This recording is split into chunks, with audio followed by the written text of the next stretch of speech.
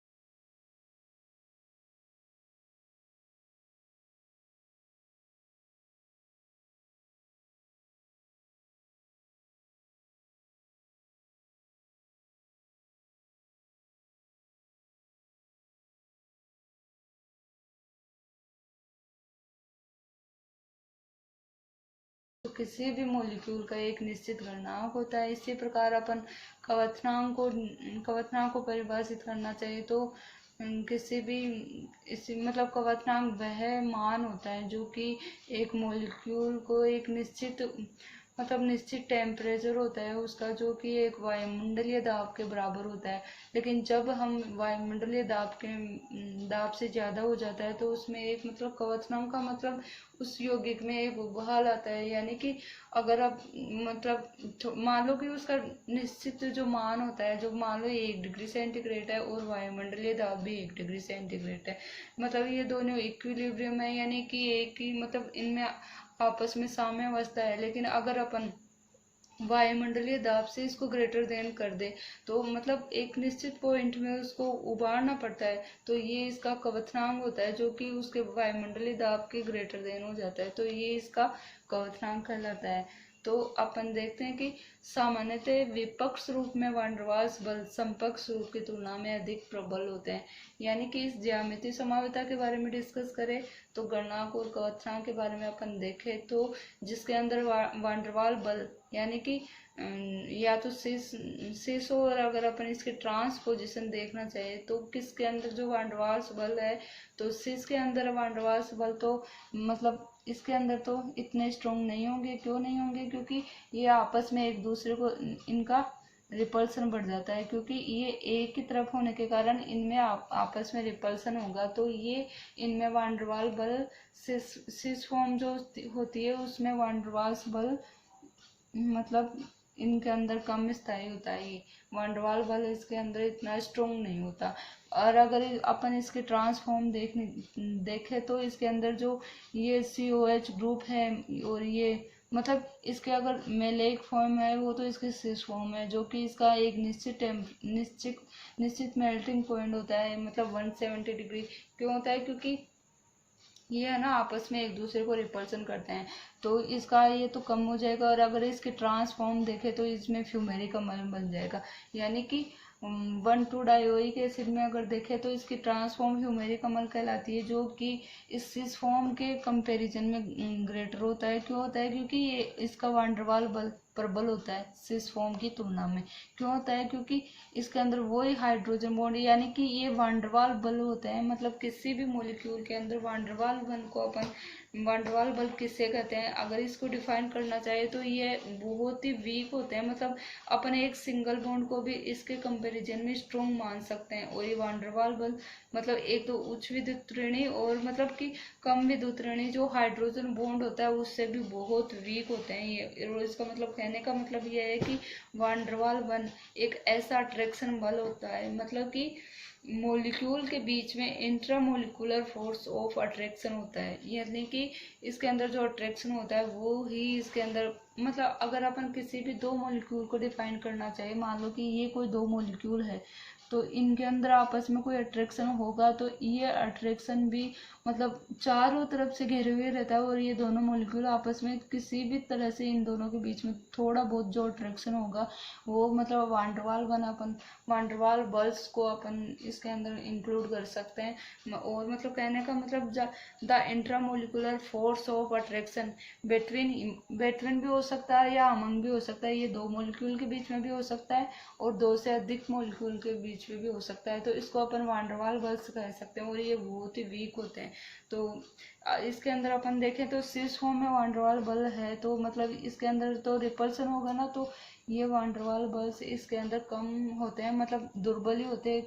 और अगर अपन इसके ट्रांसफॉर्म देखना चाहे तो इसके अंदर ये इसके एंटीफॉर्म होने के कारण इसके मतलब वांडरवाल बल्स इसके अंदर प्रबल होंगे। तो इसके गणनांक और क्वथनांक के बारे में अपन देखें तो विपक्ष रूप के जो गणनांक होते हैं वो मतलब ज्यादा होते हैं, इसके गणनांक या फिर क्वथनांक विपक्ष रूप के ज्यादा होते हैं कंपैरिजन सिस फॉर्म के।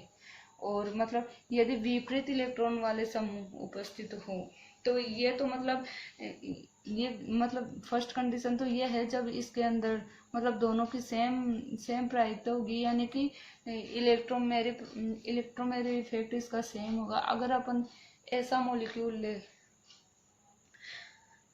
समूह उपस्थित, यानी कि अपन एक ऐसा मॉलिक्यूल है जिसके अंदर अलग अलग विद्युत ऋणता हो, यानी मतलब इलेक्ट्रोमेरिक इफेक्ट दोनों का अलग अलग हो, तो उस कंडीशन के अंदर अपन देखें कि किसका गणनांक ज्यादा होगा या क्वथनांक ज्यादा होगा। तो उसके अंदर अपन समकक्ष रूप के यदि विपरीत इलेक्ट्रॉन वाले समूह उपस्थित हो तो समकक्ष रूप के बॉइलिंग पॉइंट या मेल्टिंग पॉइंट विपक्ष रूप की तुलना में अधिक होते हैं। यानी इसके अंदर तो विपक्ष का हो रहा था, यानी कि जनरली क्या होता है कि ट्रांस का बॉइलिंग पॉइंट और मेल्टिंग पॉइंट सिस के कंपैरिजन में ग्रेटर देन होता है।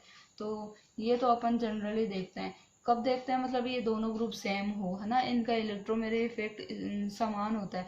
अगर अपन इसकी दूसरी कंडीशन देखना चाहिए तो मतलब ये CH3 की तुलना में यहाँ पे ये ओइक एसिड है, इसका इलेक्ट्रोमेरिक इफेक्ट ज़्यादा है। तो इस प्रकार की कंडीशन में अपन क्या देख सकते हैं कि इसके अंदर मतलब इसकी प्रोबेबिलिटी ज़्यादा है, तो सारे के सारे इलेक्ट्रॉन इसकी तरफ आएंगे, मतलब इसकी तरफ आएंगे, तो यहाँ पे तो इसके कंपैरिजन में यहाँ इलेक्ट्रॉनों की कमी होएगी। तो अगर अपन इसके सिस फॉर्म, यानी कि अगर यहाँ पे CH3 फॉर्म आ जाए तो इसको अपन आइसोप्रोटोनिक एसिड बोल सकते हैं।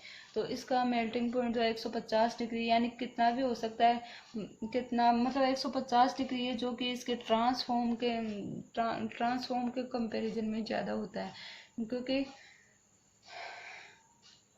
क्योंकि अगर इन दोनों के बीच के अंदर कम से कम तो मतलब इसके अंदर तो रिपल्सन ज्यादा था, इसके अंदर कम रिपल्सन होगा, तो एक दूसरे को मतलब प्रबल बॉन्ड बना सकते हैं। तो इसका मतलब यही हुआ कि सिस फॉर्म का जो वो बॉइलिंग पॉइंट या मेल्टिंग पॉइंट है, इस प्रबल बंध के कारण थोड़ा ग्रेटर देन हो जाएगा कंपैरिजन के मतलब ट्रांसफॉर्म के कंपैरिजन में इसका ज्यादा हो जाएगा।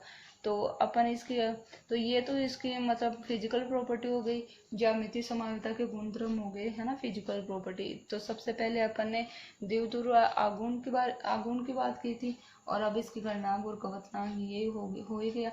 तो अब इसके बाद में मतलब ज्यामितीय समानता के गुणधर्म में इसका सेकंड पॉइंट है अब केमिकल प्रॉपर्टीज, यानी कि इसकी केमिकल प्रॉपर्टी क्या होती है। तो संपर्क समानता में, यानी कि इसके संपर्क समानता में क्रियात्मक समूह एक ही ओर होते हैं, जिसके अंतः क्रिया द्वारा शीघ्रता से चक्रीकरण हो जाता है। लेकिन अगर इसके ट्रांसफॉर्म में समान क्रियात्मक समूह विपरीत दिशा में होते हैं, अतः आसानी से चक्रीकरण नहीं होता। यानी कि अपन इसके अंदर भी देखें तो केमिकल प्रॉपर्टीज के अंदर देखें तो इसकी दो फॉर्म होती है, एक तो सिस होती है और एक ट्रांस होती है। तो अब इसके मतलब भौतिक गुणों की तो अपन ने बात करेगी, अपन अब ज्यामितीय समानता के बारे में, उसकी केमिकल प्रॉपर्टीज के बारे में डिस्कस करेंगे कि इसकी केमिकल प्रॉपर्टीज किस तरह से अपन डिफाइन कर सकते हैं।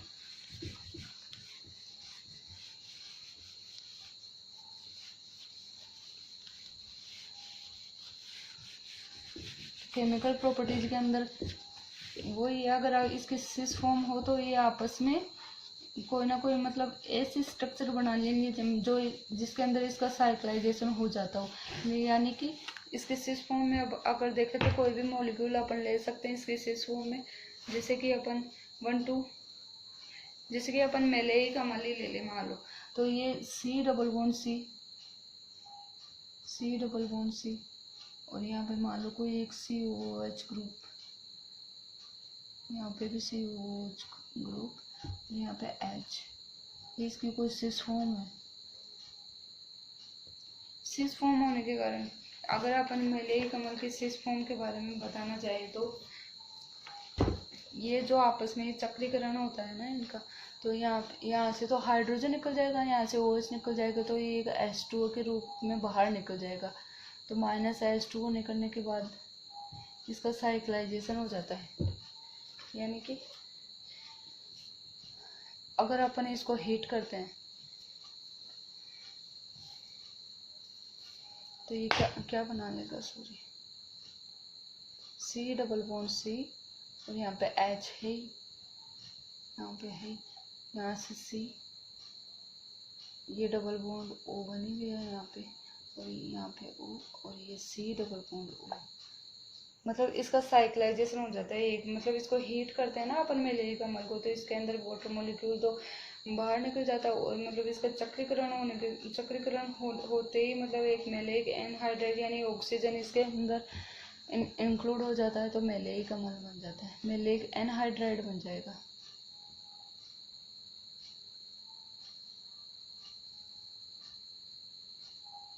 एनहाइड्राइड।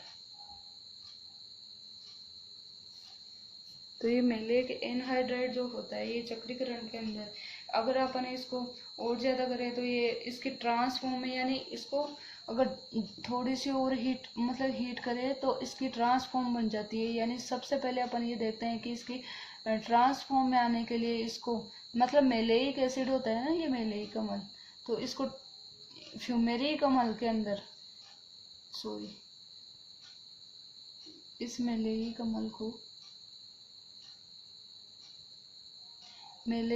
को फ्यूमेरिक अम्ल इसका क्या हो जाएगा, C double bond C, COOH group इसके ट्रांसफॉर्म में चला जाएगा।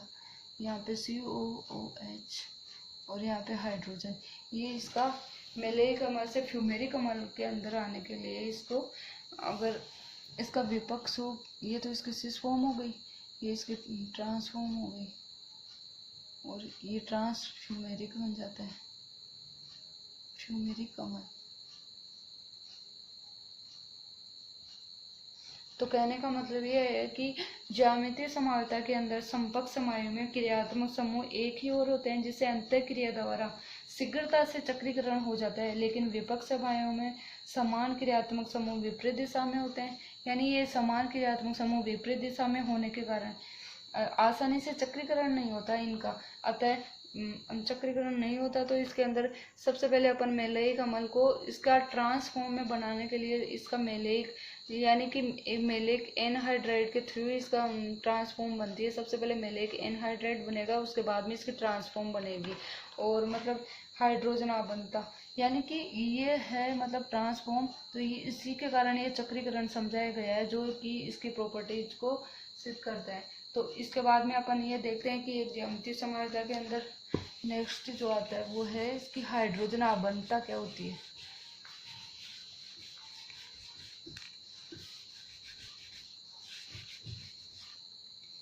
तो ज्यामितीय समानता में हाइड्रोजन आबंता भी पाई जाती है।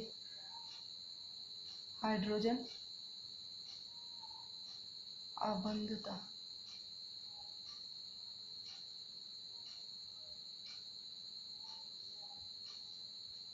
हाइड्रोजन आबंता का मतलब ज्यामितीय समानताओं में हाइड्रोजन आबंता पाई जाती है, जिसके कारण इनके भौतिक गुण प्रभावित होते हैं। यानी कि हाइड्रोजन बॉन्ड के कारण ही तो इनके भौतिक गुण प्रभावित होंगे। जैसे कि 1,4-डाइब्यूटेनोइक अम्ल के संपर्क समायों में अंतःअणुक हाइड्रोजन बंध पाया जाता है, जबकि विपक्ष समायों में अंतराणुक हाइड्रोजन बंध पाया जाता है। यही कारण है कि इनके समकक्ष रूप का गणनांक और विपक्ष रूप की तुलना में कम हो जाता है। जैसे कि अपन मेलेइक अम्ल के अंदर देखें तो मान लो कि ये यहाँ पे C डबल बॉन्ड C, अगर अपन मेलेइक अम्ल के बारे में देखें तो COH और ये डबल बॉन्ड O हो जाएगा, और यहाँ पे देखें C डबल बॉन्ड O और O, इनके अंदर तो हाइड्रोजन बॉन्ड है। यानी कि हाइड्रोजन बॉन्ड कब बनता है, एक तो हाइड्रोजन कम विद्युत ऋण है और ऑक्सीजन अधिक विद्युत ऋण है ना, इन दोनों के मध्य हाइड्रोजन बॉन्ड बनने के कारण अंतःअणुक इसका गणनांक तो इसके कंपैरिजन में थोड़ा कम हो जाएगा। और अगर अपन इसके ट्रांसफॉर्म देखें, C double bond C, H, C double bond O, OH, इस OH के अंदर हाइड्रोजन बॉन्ड है, और यहाँ पे अगर इसकी ट्रांसफॉर्म देखना चाहे तो C डबल बॉन्ड O और ये OH। अगर इसके अपन ट्रांसफॉर्म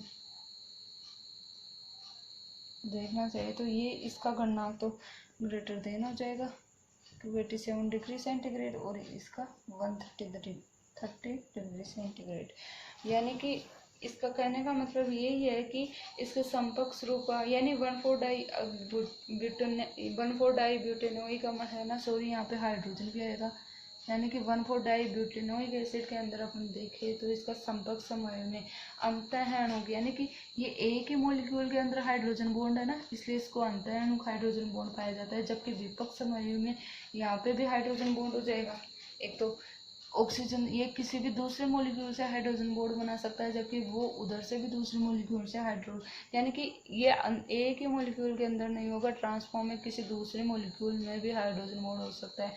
तो यानी कि जबकि विपक्ष समय में अंतराणु हाइड्रोजन बॉन्ड पाया जाता है। यही कारण है कि इनके समकक्ष रूप का तो गणनांक विपक्ष रूप की तुलना में कम होता है। यानी कि ये इसका ग्रेटर देन विपक्ष हो जाएगा। तो ये अपने आज बात की ज्यामितीय समन्वयता की प्रॉपर्टीज के बारे में। अब मतलब नेक्स्ट जो पॉइंट होगा जो है प्रकाशिक समन्वयता। तो अपन अगली क्लास में प्रकाशिक समन्वयता के बारे में डिस्कस करेंगे। Thank you.